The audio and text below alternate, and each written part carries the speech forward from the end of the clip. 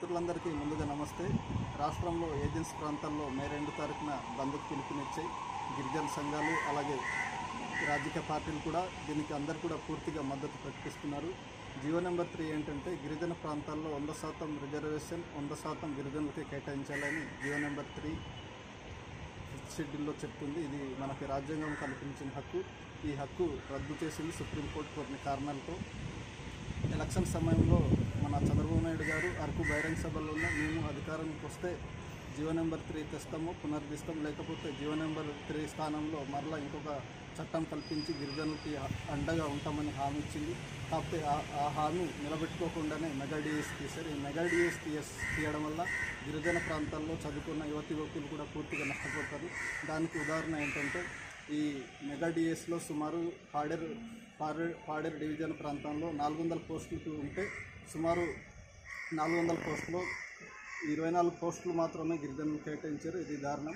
అందుకే ఈ mega DSC భాగంలో గిరిజనులకు ప్రత్యేక డిఎస్సి నిర్వహించాలి, లేకపోతే మెగా డిఎస్సిలో గిరిజన ప్రాంతాల్లో మినహాయించాలి. ఈ ఇంకొక చట్టం తెస్తేనే గిరిజన ప్రాంతాల్లో డిఎస్సి తీస్తే అందరికి కూడా మంచిదని నా అభిప్రాయం.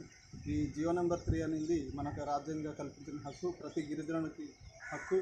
ఇది మన చట్టము, మనం కాపాడుకోవాలి. కాబట్టి మే 2 తారీఖున అందరు కూడా బంద్ జయప్రదం చేసి గవర్నమెంట్కి తెలిసే విధంగా చేయాలి. ఈ 5th షెడ్యూల్ అనేది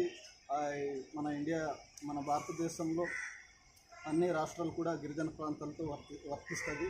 ఈ 6th షెడ్యూల్ అనేది నార్త్ ఈస్ట్ స్టేట్స్ గిరిజన ప్రాంతాల్లో మాత్రం వర్తిస్తుంది. ఈ 5th షెడ్యూల్ క్లాస్ 2లో స్పష్టంగా చెప్పింది, గిరిజన ప్రాంతాల్లో గిరిజనులు నివసిస్తున్న వాళ్ళే రాజకీయ పార్టీల్లో అలాగే పోటీ చేసే అవకాశం ఉంటుంది. అలాగే క్లాస్ 2లో కూడా స్పష్టంగా చెప్తుంది, గిరిజన ప్రాంతాల్లో నివసిస్తున్న గిరిజనులకు ఉద్యోగాలు కేటాయించాలని చట్టం కూడా చెప్తుంది. అలాంటి చట్టాన్ని ఈరోజు నిర్వహణ చేస్తూ మన రాష్ట్ర ప్రభుత్వం నోటిఫికేషన్ ఇవ్వడం చాలా దారుణం.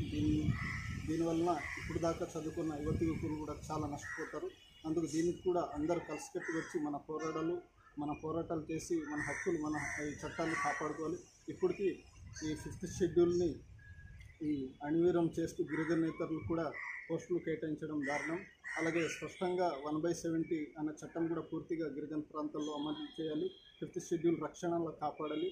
ఇది ఎందుకంటే రాజ్యాంగం కల్పించిన హక్కు. అలాంటి రాజ్యాంగాన్ని మీరు తొక్కుతూ ఈ రాష్ట్ర ప్రభుత్వం కూడా వ్యవహరిస్తుంది. ఇది ఇలాగే కొనసాగితే రేపొద్దున పెద్ద ఎత్తున ర్యాలీలు, బహిరంగ సభలు అన్నీ చేస్తూ మా హక్కులు మేము కాపాడుకుంటామని స్పష్టంగా తెలియజేస్తున్నాం.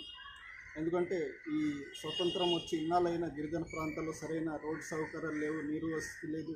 గిరిజనులు ఇప్పుడిప్పుడే ఈ ఎంతో కొంత